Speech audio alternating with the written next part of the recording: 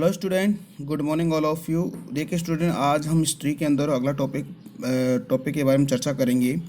आज का हमारा जो टॉपिक का नाम है राज धर्म के नवीन सिद्धांतों की हम चर्चा करेंगे। ये अपना सेकंड चैप्टर चल रहा है और इस चैप्टर का आज का हमारा जो टॉपिक है राजधर्म के नवीन सिद्धांत हैं। यानी कि राजा का जो धर्म है उसके से रिलेटेड जो भी नवीन सिद्धांत हैं उनकी हम चर्चा करेंगे। देखिए, इसमें सबसे पहले बात करने वाले हैं कि दक्षिण के राजा और सरदार। हम बात करेंगे कि जो साउथ इंडिया है, साउथ इंडिया के जो राजा है और उनके जो सरदार हैं दोस्तों, उनकी हम चर्चा करेंगे। तो देखिएगा, सबसे पहले देखें तो दक्षिण भारत के अंदर जो भारत के दक्षिण वाला जो भाग है, मोस्टली हम कहें आपका जो तमिलनाडु, आंध्र प्रदेश, केरला और जो दक्कन का जो पठार है, वहाँ पर 3 राजवंशों का उदय होता है दोस्तों। चोल, चेर और पांडे। किन किन का? चोल, चेर और पांडे राजवंशों का क्या होता है? उदय होता है। हम चोल और चेर पांडे राजवंशों के बारे में जो जानकारी है, जो प्राचीनतम जो तमिल संगम ग्रंथों से मिलती है। हम यूँ कह सकते हैं कि जो ये 3 राजवंश है, उन राजवंशों के बारे में अगर जानकारी की बात करें तो उससे रिलेटेड जो साउथ इंडिया से रिलेटेड जो ग्रंथ है, हम कह सकते हैं कि जो तमिल जो ग्रंथ है उनको हम संगम ग्रंथ कह सकते हैं। वहाँ से हमें इसकी जानकारी मिलती है। ठीक है, देखिएगा, मैंने एसेंट हिस्ट्री पढ़ा रखी है और प्रत्येक जैसे चोल, चेर और पांडे राजवंशों के बारे में मैंने बहुत ही डिटेल से पढ़ा रखा है। तो अलग अलग राजवंश, चोल को अलग पढ़ा रखा है, चेर को अलग पढ़ा रखा है और पांडे राजवंश को मैंने अलग पढ़ा रखा है। ठीक है, तो वहाँ जाके आप इस चीज़ को पढ़ सकते हो। एंसेंट हिस्ट्री का एक प्लेलिस्ट बना रखी है मैंने, ठीक है, यूट्यूब पे, और वहाँ पे आपको अलग अलग राजवंशों के बारे में, भारत के जो साउथ इंडिया के जितने भी राजवंश हैं उन सभी के बारे में मैंने डिटेल से पढ़ा रखा है। लेकिन आपकी जो 12th क्लास की जो NCERT बेस पे जो RBSC में जो बुक चलती है हिस्ट्री की, उसमें कमांड में इनको दे रखा है और शॉर्ट एंड स्वीट इसके बारे में बताया गया है। ठीक है, अगर आपको डिटेल से पढ़ना है तो वहाँ पे जाइएगा, यूट्यूब पे मैंने प्लेलिस्ट बना रखी है, वहाँ पे एंशिएंट हिस्ट्री के नाम से एक प्लेलिस्ट है। ठीक है, वहाँ पे आप उसको देखिएगा। बिल्कुल थंबनेल में मैंने राजवंशों के नाम भी लिख रखे हैं, तो वहाँ पे आप बिल्कुल पढ़िएगा। बहुत ही बेहतरीन तरीके से मैंने पढ़ा रखा और वहीं से आप नोट्स भी बना सकते हो। ठीक है, वैसे आप यहाँ पे भी नोट्स बना सकते हो। ठीक है, देखिएगा, फिर देखते हैं एक बार फिर से। देखिए, भारत के अंदर जो अपना जो इंडिया का जो दक्षिण वाला जो भाग है, वहाँ पर तमिलनाडु, आंध्र प्रदेश, केरल और दक्कन का जो पठार है दोस्तों, वहाँ पर 3 राजवंशों का उदय होता है। चोल, चेर और पांडे राजवंशों का उदय होता है। और इन्हीं तीनों राजवंशों की अगर हम जानकारी की बात करें तो दोस्तों, आपकी जो प्राचीन भारत के अंदर जो प्राचीन भारत है, प्राचीन भारत में जो दक्षिण भारत की जो जितने भी ग्रंथ लिखे गए हैं, उन सभी ग्रंथों को एक अलग नाम से पुकारा जाता है। हम कह सकते हैं संगम ग्रंथ के नाम से उसको हम पुकारते हैं। तो संगम ग्रंथ से हमें दक्षिण भारत के जो चोल, चेर, पांडे राजवंशों के बारे में जानकारी मिल सकती है, तो उसको तमिल संगम ग्रंथ हम कह सकते हैं। ठीक है, देखिएगा, यहाँ के सरदार, देखिएगा, कहाँ के? दक्षिण भारत के सरदार और राजा लंबी दूरी के व्यापार द्वारा राजस्व जुटाते थे।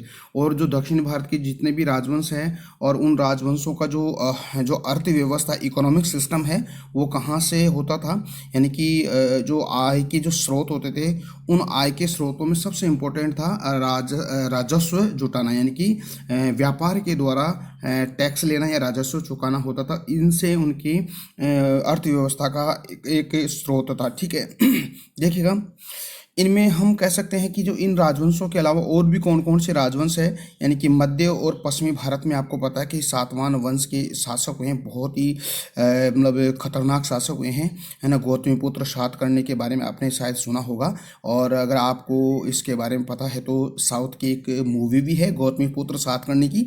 अगर वहाँ पर आप इस मूवी को देखते हो तो आपको जो सातवाहन वंश के बारे में पूरा का पूरा इतिहास आपको समझ में आ जाएगा।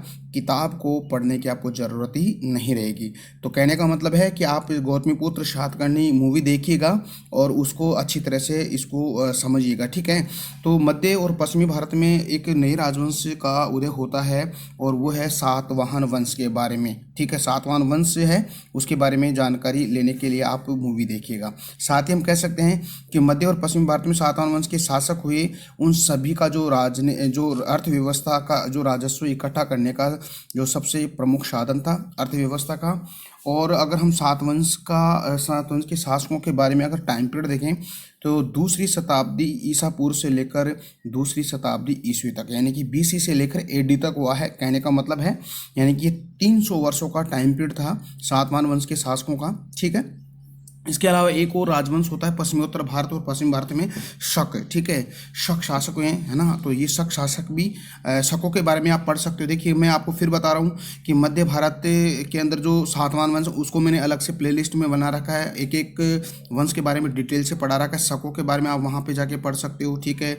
चेर, चोल और पांड्य वंश के बारे में आप जाके वहाँ पढ़ सकते हो, ठीक है। तो ये सारे के सारे मैंने वहाँ पे पढ़ा रखे हैं। एंशिएंट हिस्ट्री के अंदर अलग अलग प्लेलिस्ट बना रखी है, अलग अलग उसके थंबनेल में इसको मैंने डिटेल से पढ़ा रखा है और थंबनेल में लिख रखा है वहाँ पे, ठीक है। देखिएगा तो ये पश्चिमी भारत के अंदर एक नया राजवंश हुआ, यानी कि पश्चिमोत्तर भारत में, पश्चिम भारत में शक शासक। ये सभी के जो अर्थव्यवस्था का जो अर्थव्यवस्था थी वो किससे से रिलेटेड थी, यानी कि राजस्व जुटाने की थी, ठीक है। अब देखिएगा सरदार और सरदारनी की बात अगर करें, देखिएगा अपने जो टॉपिक है, जो 12th क्लास की जो NCERT बेस पे जो RBSC की बुक चलती है, ठीक है, तो उसमें सरदार और सरदारनी है। देखिएगा इसके बारे में हम देख लेते हैं। देखिएगा क्या है ये।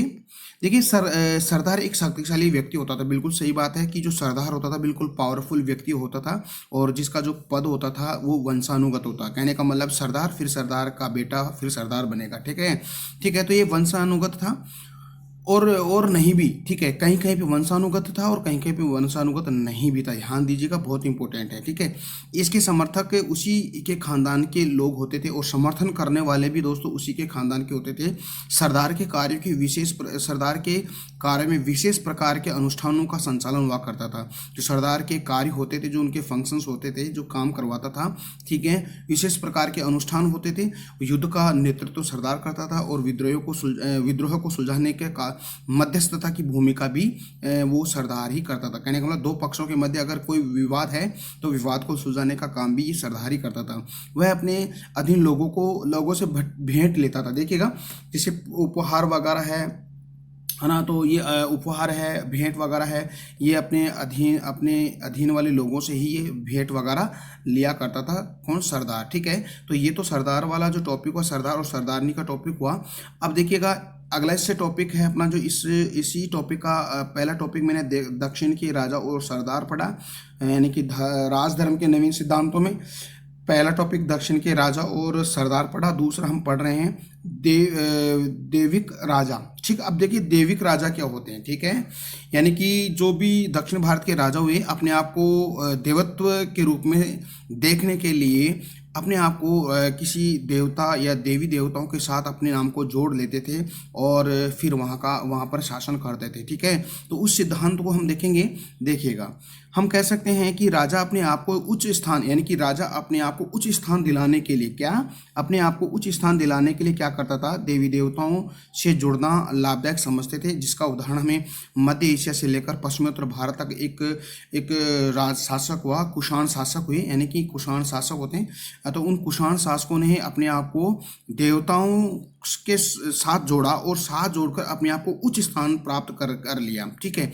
तो ये कुषाण शासक में देखिएगा, ये कुषाण ऐसे लिख लीजिएगा, कुषाण, सॉरी मिस्टेक हो गया है, ठीक है, कुषाण, ठीक है। तो ये कुषाण है, मध्य एशिया से लेकर पश्चिमोत्तर भारत तक शासन करने वाले कुषाण शासक थे। यानी कि हम कह सकते हैं प्रथम शताब्दी ईसा पूर्व से लेकर प्रथम ईस्वी तक का जो टाइम पीरियड था वो इन कुषाण शासकों का ही होगा, ठीक है।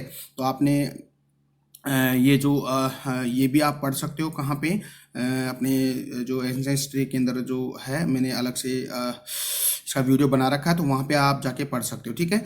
कुषाणों के इतिहास की रचना साहित्य और अभिलेखों के माध्यम से हुई है। और कुषाणों के जो इतिहास की जो रचना है, हम कह सकते हैं कि उनका जो इतिहास लिखा गया है, जो उनका जो साहित्य होते हैं, यानी कि उनके जो ग्रंथ, उनसे रिलेटेड जितने भी ग्रंथ हैं उनसे, और जो अभिलेख हुआ करते थे दोस्तों, उन अभिलेखों से कुषाण राजवंश का इतिहास लिखा गया है, ठीक है। इतिहासकारों के द्वारा साहित्य और अभिलेखों के माध्यम से इनका इतिहास लिखा गया है।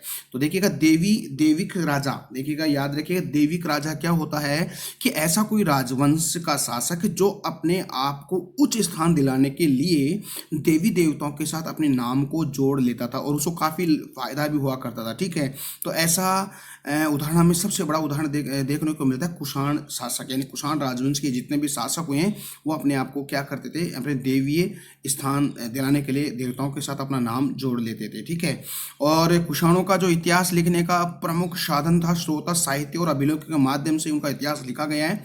और कुषाणों के बारे में हमें जानकारी और कहाँ कहाँ से मिलती है दोस्तों, यानी कि सिक्कों और प्राप्त मूर्तियों से भी हमें कुषाण वंश के बारे में जानकारी मिलती है। ठीक है, देखिएगा जो मथुरा यानी कि कहाँ है, उत्तर प्रदेश के पास जो माट के एक देवस्थान, यानी कि मथुरा यानी उत्तर प्रदेश के पास एक माट नामक स्थान है, वहाँ पर एक देवस्थान है, वहाँ पर कुषाण शासकों की विशालकाय मूर्तियाँ लगाई गई है। तो इससे पता चलता है कि कुषाण शासक अपने आप को देवताओं के नाम से जोड़ लिया करते थे। ठीक है, और इसके अलावा दोस्तों अफगानिस्तान से भी इन कुषाण शासकों की मूर्ति प्राप्त हुई है। ठीक है, इसका मतलब है बाहर के, यानी कि भारत के नहीं, भारत के बाहर से जो अफगानिस्तान है, तुर्कमेनिस्तान है, वहाँ के लोग भी उनको देवता के रूप में उसकी पूजा आराधना करते थे। ठीक है, हम कह सकते हैं कि कुषाण शासक अपने नाम के आगे, देखिएगा ये कुषाण शासक क्या करते थे, अपने आम नाम के आगे देवपुत्र, क्या देवपुत्र की उपाधि भी लगाते थे और अपने आप को स्वर्ग पुत्र भी कहते थे।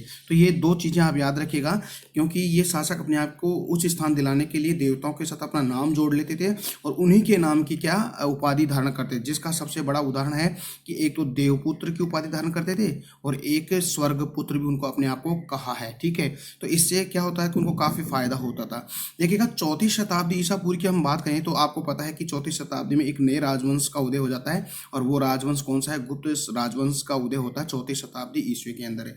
और उनसे जो साक्ष्य प्राप्त होते हैं, इस राजवंश के शासकों की जानकारी हमें वही बात है कि साहित्य से, सिक्कों से और अभिलेखों से मिलती है। मैंने अभी आपको शुरू के वीडियो में बताया था कि कोई सा भी राजवंश हो, उन राजवंश को के अगर हम जानकारी प्राप्त करें तो दो भागों यानी दो बातों से हमें जानकारी मिलती है। एक है साहित्यिक स्रोत, क्या है, साहित्यिक स्रोत। ठीक है, और एक होता है आपका पुरातात्विक स्रोत, क्या है, पुरातात्विक स्रोत। ये पुरातात्विक और साहित्यिक स्रोतों से हमें जानकारी मिलती है।